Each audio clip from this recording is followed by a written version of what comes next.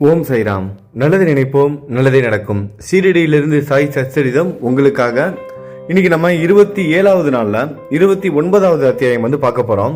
சென்னையிலிருந்து ஒரு பஜனை சங்கம் அப்படிங்கிற ஒரு பேர்ல 1916வது வருஷத்துல ஒருத்தர் கிளம்புறாரு. அவர் கூட பாத்தீங்கன்னா அவரோட மனைவி, அப்புறம் அவரோட மகள், அப்புறம் அவங்களோட மைத்துனி, இவங்க 4 பேரும் சேர்ந்து அந்த குழு ஒரு யாத்திரைக்கு போறாங்க. அப்படி காசிக்கு போகும்போது, காசி யாத்திரைக்கு அவங்க என்ன பண்ணுறாங்க, போகிற வழியில் கேள்விப்படுறாங்க. அதாவது இந்த கோபர்காவன் வழியாக போகும்போது, கோபர்காவன் தாலுக்காவில் ஷீரடி அப்படிங்கிற ஒரு ஊர் இருக்குது, ஒரு கிராமம் இருக்குது. அங்கே போனோம் அப்படின்னா அங்கே திறமைசாலிகளுக்கும், அப்புறம் அங்கே போய் அவங்களோட திறமைகள், இந்த பஜனை பண்ணுறவங்க, இவங்களுக்கு எல்லாம் ஒரு ஞானி பெரிய அளவில் பரிசு கொடுக்குறாரு அப்படிங்கிறத கேள்விப்படுறாங்க.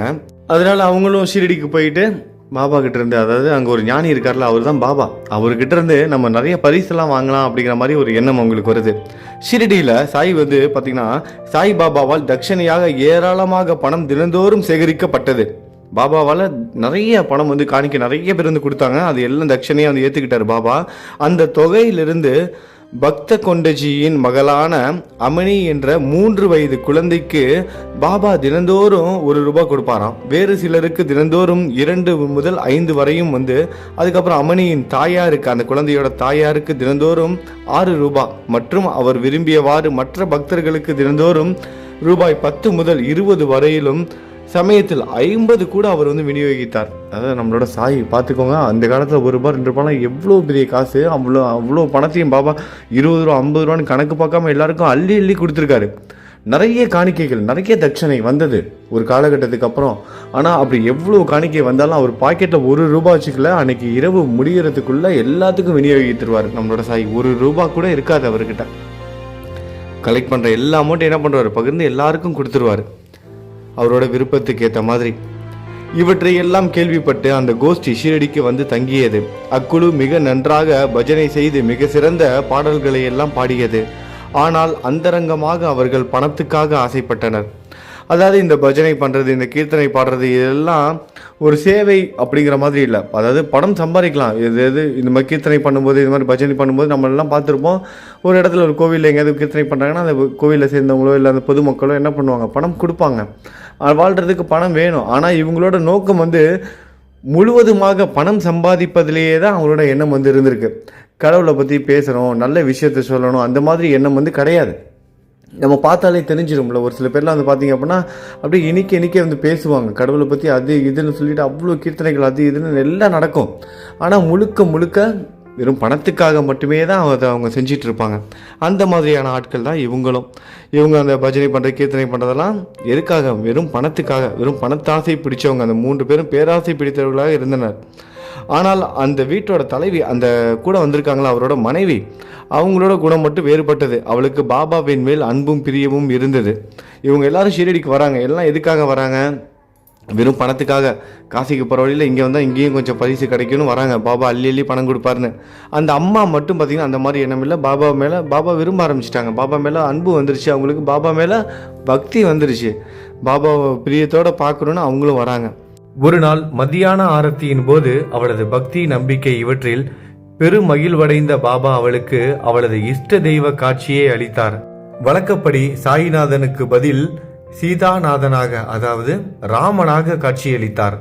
அவளது இஷ்ட தெய்வத்தை கண்டு மிக மிக உருகி போய் விட்டாள். கண்களில் இருந்து ஆனந்த கண்ணீர் பொங்கி வழிய மகிழ்ச்சியில் கைகளை தட்டினாள்.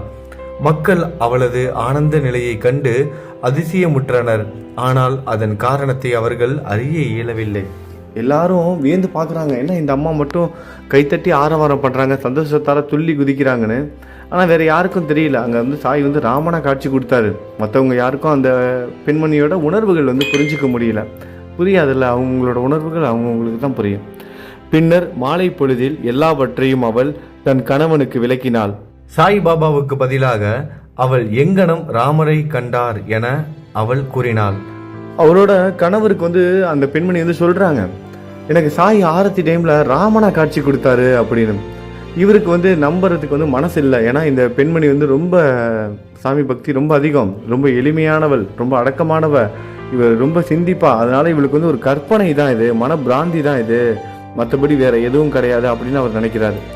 மற்றவர்கள் எல்லாம் சாய்பாபாவை பார்த்து கொண்டிருக்கும் போது நீ மட்டும் ராமனை காண்பதாவது என்று அவர் அவளை கேலி செய்தார். அவங்களோட மனைவி என்ன பண்ண கேலி பண்றாரு. இவர் எல்லாரும் சாய்பாபாவை பார்க்கும்போது நீ மட்டும் ராமனை பார்த்தியா அப்படின்னு என்ன பண்ண கேலி பண்ணி சிரிக்கிறாரு. அவளது மனம் அமைதியாகவும் சாந்தமாகவும் இருந்த போதெல்லாம் அடிக்கடி ஸ்ரீ ராம தரிசனத்தை கண்டாள்.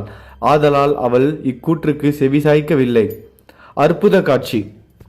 இம்மாதிரியாக எல்லாம் நடந்து கொண்டிருந்த போது ஒரு நாள் இரவு அவள் கணவர் தன் கனவில் அற்புத காட்சி ஒன்றை கண்டார். அது கீழ் வருமாறு. அவர் ஒரு பெரிய நகரத்தில் இருக்கிறார். போலீஸ் அவரை கைது செய்து கைகளை கட்டி லாக்கப்பில் வைத்திருக்கிறது. போலீஸ் நன்றாக அழுத்தி கட்டி கொண்டிருக்கும் போது ஜெயிலுக்குள் வெளியில் சாய்பாபா அமைதியாக நின்று கொண்டிருப்பதை அவர் காண்கிறார். இப்போது இவ்வளவு அருகில் இருப்பதை கண்டு வெளிப்படையான குரலில், உமது புகழை கேள்விப்பட்டு நான் உமது திருவடிகளிடையே வந்தேன். தாங்களே நேரில் நின்று கொண்டிருக்கும் போது எனக்கு இந்த கேடு ஏன் நிகழ வேண்டும் என்று அவர் கேட்கிறாரு. அப்ப பாபா சொல்றாரு, உனது கருமத்தின் விளைவை நீ அனுபவித்தாக வேண்டும். அப்பொழுது அந்த மனிதர் திரும்பவும் சொல்றாரு பாபாவை பார்த்து, இந்த பிறவியில் இத்தகைய துர்திருஷ்டத்தை அளிக்கும் விதத்தில் நான் ஏதும் செய்யவில்லையே. அதுக்கு பாபா பதில் சொல்றாரு, இப்பிறவியில் இல்லை என்றால் உனது போன பிறவியில் நீ ஏதும் பாவம் செய்து இருப்பாய். திரும்பவும் அந்த நபர் பாபாவை பார்த்து கேட்கிறாரு, எனது முந்தைய பிறவி பற்றி எனக்கு ஏதும் தெரியாது. ஆனால் அப்படியே நான் செய்திருப்பதாகவே வைத்து கொண்ட போதிலும் தங்கள் சால் நித்தியத்தின் முன்னர் நெருப்பில் வைக்கோல் எறிவதை போன்று ஏன் அவைகள் அழிக்கப்படக்கூடாது? அதற்கு பாபா சொல்றாரு, உனக்கு அத்தகைய நம்பிக்கை உண்டா? உனக்கு நம்பிக்கை இருக்கா? முதல்ல உன்னோட கர்ம வினைகள் எல்லாம் என் முன்னாடி எரிஞ்சு போயிருங்கிற நம்பிக்கை இருக்கா உனக்கு அப்படின்னு பாபா கேட்கிறாரு. அதுக்கு அவர் சொல்றாரு, ஆம் எனக்கு இருக்கு அப்படின்னு சொல்றாரு. அப்ப பாபா சொல்றாரு, உனது கண்களை மூடு. அவர் கண்களை மூடியதுதான் தாமதம். ஏதோ ஒன்று கீழே விழுந்து பலத்த அடிபடுவது போல் கேட்டது. அவர் கண்களை திறந்தபோது தாம் விடுதலையாகி இருப்பதையும் போலீஸ் ரத்தம் சிந்தி கீழே விழுந்து கிடப்பதையும் கண்டார். மிகவும் பீதியடைந்து பாபாவை அவர் பார்த்தார். அப்பொழுது பாபா, நீ இப்போது நன்றாக பிடிபட்டு கொண்டாய். இப்போது அதிகாரிகள் வந்து உன்னை கைது செய்வார்கள். போலீஸ்காரங்களாம் அடிப்பட்டு கீழே கிடக்குறாங்க, விட்டுருவாங்களா இப்போ இவரை? அதான் நீ நல்லா மாட்டிக்கிட்ட. இப்போ அதிகாரிகள், உயர் அதிகாரிகள்லாம் வந்து உன்னை கைது பண்ண போகிறாங்க. ஏன்னா நீ போலீஸ்காரங்களையும் அடிச்சிட்ட.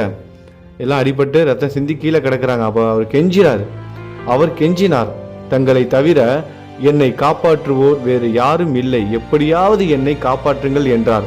அதற்கு பின்னர் பாபா அவரை மீண்டும் கண்களை மூட சொன்னார். அவர் அதே மாதிரியாக செய்து பின் கண்களை திறந்ததும் அவர் ஜெயிலுக்கு வெளியே விடுதலையாகி இருப்பதையும் பாபா அவர் அருகில் இருப்பதையும் கண்டார். பாபாவின் காலடிகளில் அப்போது அவர் வீழ்ந்தார். இந்த நமஸ்காரத்திற்கும் முந்தைய நமஸ்காரங்களுக்கும் ஏதேனும் வித்தியாசம் உண்டா அப்படின்னு பாபா கேட்குறாரு. இப்போ இவர் காலில் விழுந்து ஆசீர்வாதம் வாங்கு. அந்த நமஸ்காரம் பண்ணுறது பணிவுனாலையும் பக்தியினாலையும் நம்பிக்கையினாலையும். ஆனால் இதுக்கு முன்னாடி விழுந்த நமஸ்காரம்லாம் எதுக்காக? வெறும் பணத்துக்காக, வெறும் விளம்பரத்துக்காக. ஏராளமான வித்தியாசம் இருக்கிறது. எனது முந்தைய நமஸ்காரங்கள் எல்லாம் தங்களிடமிருந்து பணம் பெறுவதற்காக செய்யப்பட்டன. ஆனால் இந்த நமஸ்காரமோ தாங்கள் கடவுள் என்ற எண்ணத்தில் செய்யப்படுகிறது. அத்துடன் தாங்கள் முஸ்லீமாக இருந்து கொண்டு இந்துக்களை பால்படுத்துவதாக நினைத்தேன். இன்னைக்கு நிறைய பேர் பாபா பற்றி தெரியாதவங்க அதுதான் இன்னைக்கு வெளியே வந்து சொல்லிட்டு இருக்காங்க. நம்மளே காதில் கேட்டுக்கிட்டு தானே இருக்கோம். அவர் வந்து ஒரு முஸ்லீம், அவர் வந்து ஒரு இஸ்லாம் சமூகத்தை சேர்ந்தவர். அவர் இந்துக்களை சரியான பாதையிலேருந்து தவறான வழிக்கு வந்து கொண்டுட்டு போயிட்டுருக்காரு. இந்த மாதிரிலாம் கூட பேசுகிறவங்க இப்பயும் ஒரு சில பேர் இருக்க தான் செய்கிறாங்க. அதுவும் அப்போ எந்த அளவுக்கு இருந்திருப்பாங்க ஆரம்பத்தில், அந்த மாதிரி தான் இவரும் இருந்தாராம். பாபா, முகமதிய கடவுள் மீது உனக்கு நம்பிக்கை இல்லையா? அதற்கு அந்த மனிதர் சொல்கிறாரு, இல்லை எனக்கு முகமதிய கடவுள்கள் மேலே எனக்கு வந்து நம்பிக்கை இல்லை. அதுக்கு பாபா ஒன்று சொல்கிறாரு, பஞ்சா என்ற உலோகத்தாலான கை அடையாளம் உங்கள் வீட்டில் இல்லையா? தாபூத் மொஹரம் சமயத்தில் நீ அதை வழிபடுவது இல்லையா? கல்யாணம் மற்றும் இதர பண்டிகை காலங்களில் நீங்கள் அமைதிப்படுத்தி ஆற்றும் காட்பீபி என்ற மற்றொரு முகமதிய பெண் தெய்வம் உங்கள் வீட்டில் இல்லையா? அவர் இவைகளை எல்லாம் ஒத்துக்கொண்டார். பாபா, உனக்கு வேற என்ன வேண்டும்?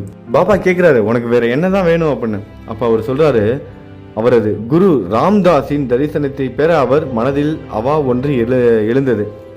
அவரோட குருவோட தரிசனம் வந்து கிடைக்கணும் அப்படிங்கிற மாதிரி அவருக்கு ஒரு எண்ணம் வந்து வருது. அப்போது பாபா பின்னால் திரும்பி பார்க்க சொல்றாரு. அவர் திரும்பிய போது ராம்தாஸ் நின்று கொண்டு இருந்தார். அவரோட குரு வந்து நின்றுகிட்டு இருக்காரு, காட்சி கொடுக்கிறாரு. அவர் காலடியில் விழப்போன போது ராம்தாஸ் மறைந்து விட்டார். காலடியில் தன்னோட குருவோட காலில் விழ போறாரு அந்த மனிதர். அப்ப அவரோட குரு வந்து மறைஞ்சு போறாரு. அவர் பாபாவை விருப்பத்துடன், நீங்கள் வயதானவராக தோன்றுகிறீர்கள், உங்கள் வயது என்னவென்று தெரியுமா என்று கேட்டார். அதுக்கு பாபா சொல்றாரு, என்ன, நான் ஒரு கிழவன் என்றா சொல்கிறாய்? என்னோடு ஒரு ஓட்டப்பந்தயம் விட்டுப்பார் சொல்கிறேன் அப்படின்னு சொல்றாரு. பாபாவோட வயசை கிட்டன ஒரு கோவம் வந்துருச்சு. என்ன பார்த்தா என்ன கிழவ மாதிரி இருக்குன்னு சொல்றியா? என் கூட ஓடி பாரு, வா போட்டி போட்டு பார்ப்போம், அதுக்கப்புறம் சொல்றேன் என்னோட வயசு அப்படின்னு. இதை கூறிவிட்டு பாபா ஓடத் தொடங்கினார்.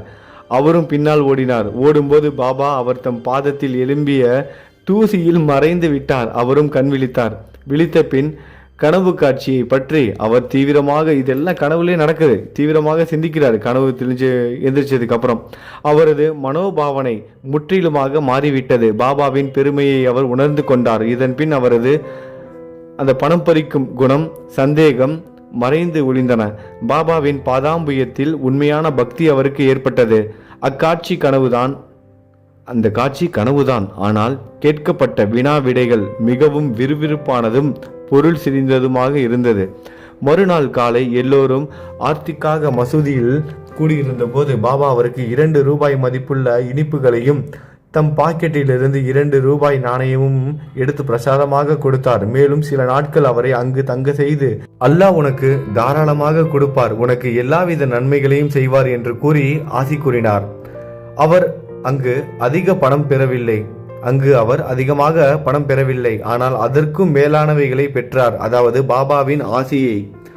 அது அவருக்கு தொடர்ந்து நன்மையளித்து வந்தது. பின்னால் அக்கோஷ்டிக்கு ஏராளமான பணம் கிடைத்தது. அதுக்கப்புறம் அந்த பஜனை கோஷ்டி நிறைய பணம் கிடைக்குது அவங்க குடும்பத்துக்கு. அவர்களது பிரயாணம் வெற்றிகரமாக முடிவடைந்தது. அவர்கள் பிரயாணத்தின் போது எந்த விதமான அசௌகரியமோ தொல்லையோ ஏற்படவே இல்லை. பாபாவின் அருளால் எய்திய ஆனந்தத்தையும் ஆசிகளையும் நினைத்தவாறே பத்திரமாகவும் சௌக்கியமாகவும் வீடு திரும்பினார். பாபாவை நம்ம வழிபட்டுட்டு நம்ம கிளம்பும் போது விநாயகருக்கெலாம் வந்து தேங்காய்லாம் உடைச்சிட்டு நம்ம வந்து கிளம்புவோம். எங்கள் ஊருக்கெலாம் போனோம்னா ஒரு விநாயகருக்கு, நம்ம வீடு பக்கத்துக்கு விநாயகர் கோவில்கிட்ட போயிட்டு சாமி கும்பிடுவோம். இந்த மாதிரி வழிவீடு முருகன் கோவில், வழிவீடு விநாயகர் கோவில், வழிவீடு பாபா கோவில் கூட வந்து இருக்குது ஒரு ஊரில். சில ஊர்லலாம் வந்து பார்த்தோம் அப்படின்னா இந்த மாதிரி நம்ம சாமி கும்பிட்டுட்டு கிளம்புனோம் அப்படின்னா அந்த பயணம் வந்து நல்லபடியாக இருக்குங்கிறது நம்பிக்கை. அதுலேயும் முக்கியமாக நம்ம சாயோட ஆசையோடு நம்ம கிளம்புனோம்னா இந்த உலகத்தில் இருக்கிற எந்த மூலைக்கு வேணாலும் நம்ம எந்த விதமான அசௌகரியமும் இல்லாமல், மொழி பிரச்சனை, இனப்பிரச்சனை, மத பிரச்சனை, இது எல்லாத்தையும் தாண்டி நம்ம எந்த ஒரு கஷ்டமும் இல்லாமல் போயிட்டு வருவோம். நிறைய விஷயங்கள் சொன்னோம்னா 1 நாள் 2 நாள்லாம் பத்தாது. இந்த 108 சாய்பாபா கோவில் பயணமும் சரி, 108 பெருமாள் கோவில் திவ்ய தேசம் பயணமும் சரி, என் வாழ்க்கையில் அப்படிப்பட்ட அனுபவங்கள் வந்து குறைச்சிது. நைட்டு 2 மணி 12 மணி 1 மணின்னு சொல்லிட்டு அந்த இரவு நேரத்தில் கூட மொழி தெரியாத ஊரில் அயோத்தியா போகிறேன். அயோத்தியாவில் ராமர் கோவில் தரிசனம் பார்த்துட்டு எனக்கு ஒரு இஸ்லாம் சமூகத்தை சேர்ந்தவர் தான் நைட்டு 1 மணிலேருந்து 3 மணி 12 மணிலேருந்து 2 மணி வரைக்கும் இரவு நேரத்தில் ஒரு பைபாஸ் ரோட்டில் என் கூடவே எனக்கு கூட துணைக்கி நின்று பேர் கேட்குறேன். அவரோட பேர் வந்து மறந்துட்டேன். ஒரு இஸ்லாம் சமூகத்தை பேர் வந்து சொல்கிறாரு. அவர் வந்து ஒரு முஸ்லீம். அவர் பேர் வந்து சொல்கிறார். பேரை கேட்டோன்னே நான் அப்படியே பார்த்தவொடனே அவர் சொல்கிறார், அவருக்கு தெரியுது நான் வந்து இங்கே அவர்கிட்ட நான் சொல்லிட்டேன், நான் வந்து இங்கே ராமர் கோயில் போயிட்டு மதுரா போயிட்டுருக்கேன், மதுராவுக்கு போகிறதுக்கு தான் பஸ்ஸுக்காக நின்றுட்டுருக்கேன். அது ஆக்ராலேருந்து டெல்லிக்கு போகிற பஸ்ஸு, அதனால் பைபாஸ் ரோட்டில் நிற்கணும். பைபாஸ் ரோட்டில் தான் அது ஊருக்குள்ளே வராது.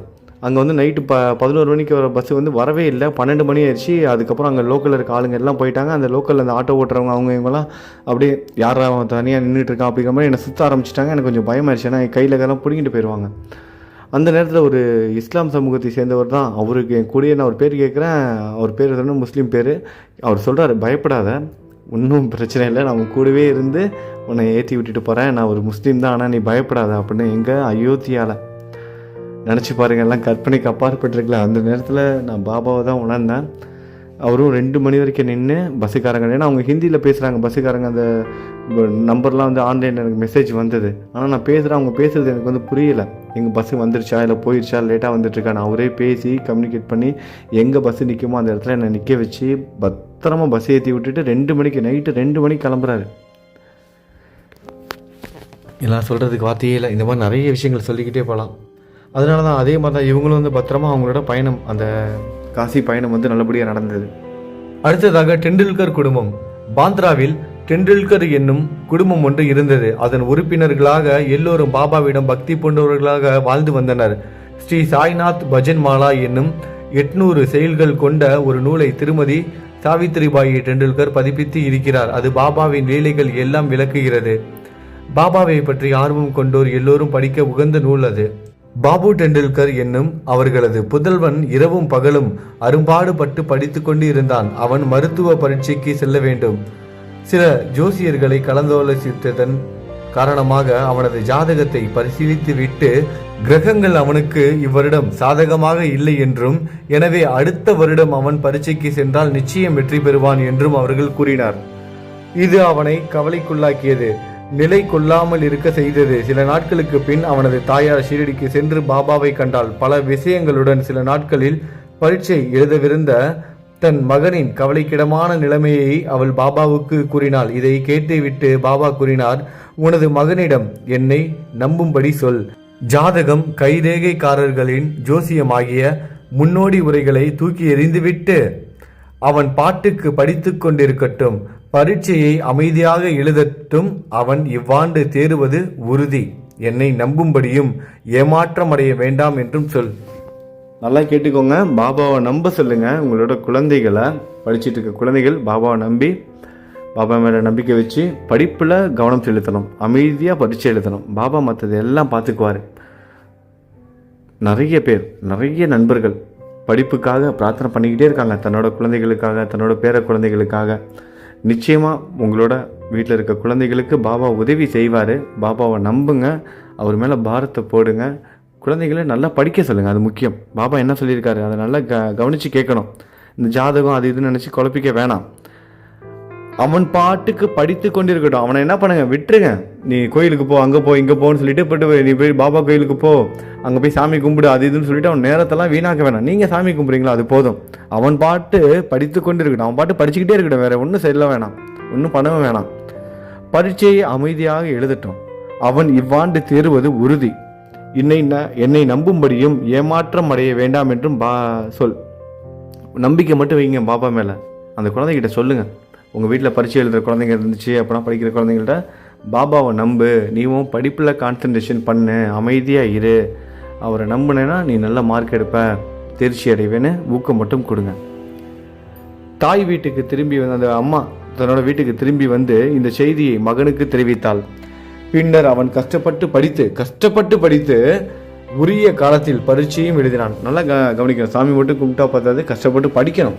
கஷ்டப்பட்டு படித்து உரிய காலத்தில் பரீட்சையும் எழுதினான். எழுதும் பேப்பர்களை அவன் நன்றாக செய்திருந்தான். ஆனால் சந்தேகத்தால் பிடிக்கப்பட்டு பாஸ் செய்வதற்கு போதுமான மார்க்குகள் தான் பெறப்போவதில்லை என்று எண்ணினான். நல்லா பரீட்சை எழுதிட்டான், ஆனால் அவனுக்கு ஒரு சந்தேகம். ஏன்னா அந்த மனசில் ஏற்கனவே சொல்லிட்டாங்களா, இந்த வருஷம் நீ தேர்ச்சி பெற மாட்ட, அது இதுன்னு அது மாதிரிலாம் போய்கிட்டே இருக்க. அவனோட மனசில் சரியான மார்க் வராதுன்னு அவன் பயப்படுறான். எனவே வாய்மொழி பரீட்சைக்கு, இப்போ ரிட்டன் எக்ஸாம் முடிஞ்சிருச்சு, அடுத்தது ஓரல் எக்ஸாம். வாய்மொழி பரீட்சைக்கு போவதை பற்றி அவன் கவலைப்படவில்லை. ஆனால் பரீட்சை அதிகாரி அவனை விடுவதாக இல்லை.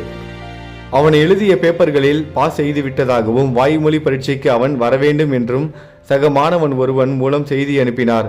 இவ்வாறாக அவன் அப்பரீட்சையில் தேர்வதற்கு ஊக்குவிக்கப்பட்டு இரண்டிலுமே தேர்ச்சி அடைந்தான், வெற்றி அடைந்தான். கிரகங்கள் அவனுக்கு எதிராக இருந்த போதிலும் பாபாவின் அருளால் அவன் இவ்வாறாக வெற்றி பெற்றான்.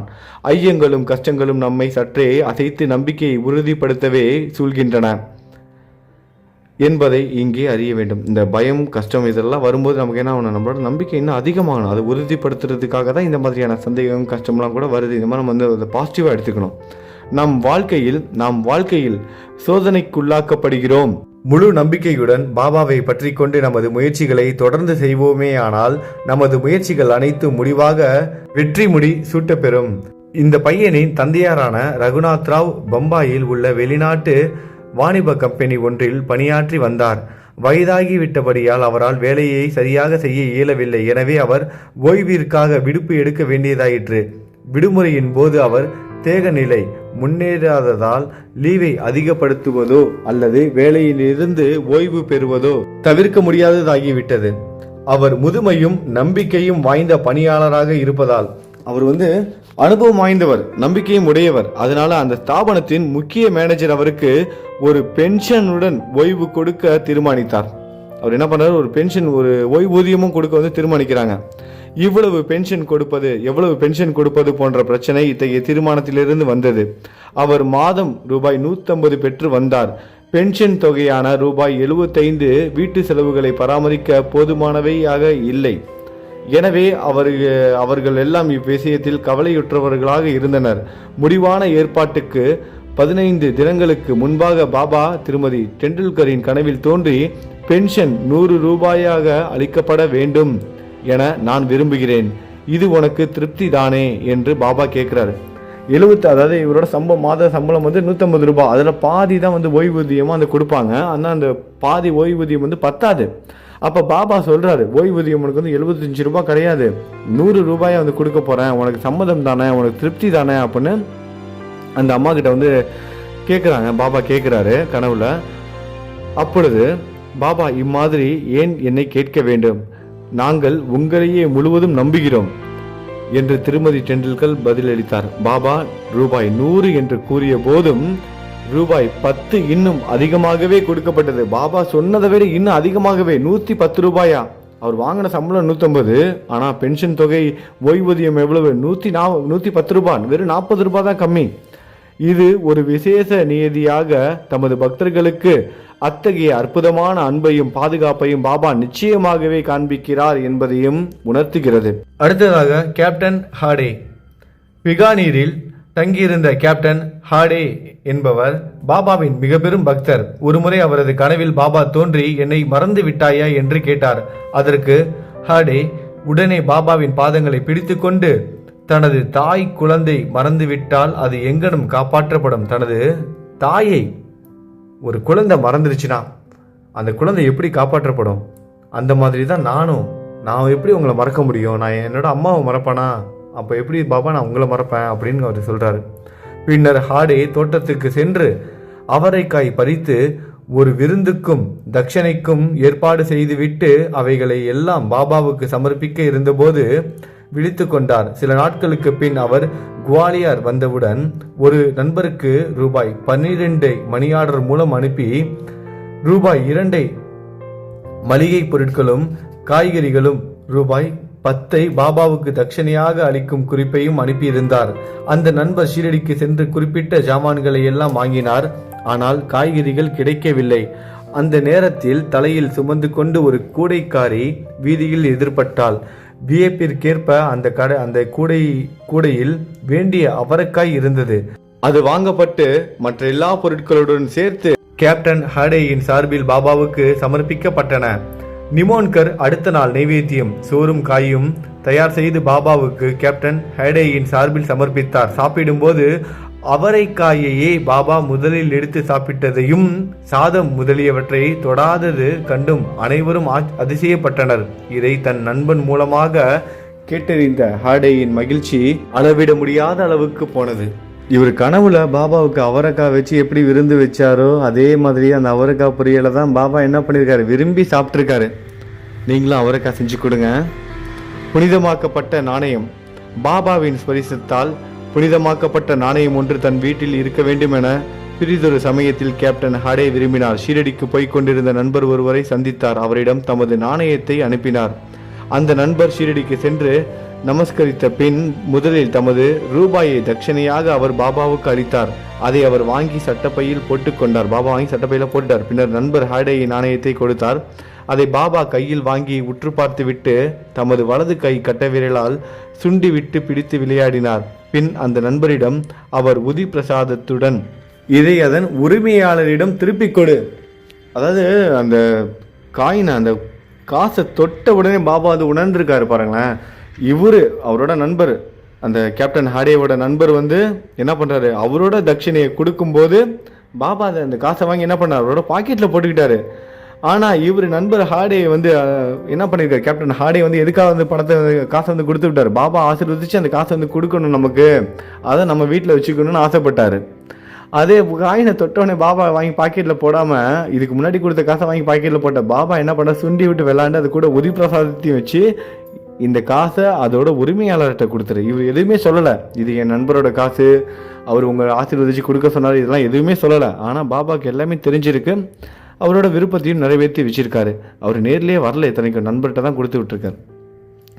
அவரிடமிருந்து எனக்கு எதுவும் வேண்டியது இல்லை என்று கூறு, அமைதியுடனும் திருப்தியுடனும் அவரை வாழ சொல் என்று கூறினார். அவர் நண்பர் குவாலியருக்கு திரும்பி புனிதமாக்கப்பட்ட நாணயத்தை ஹேடேயிடம் திரும்ப அளித்து ஷீரடியில் நிகழ்ந்த எல்லாவற்றையும் அவருக்கு கூறினார்.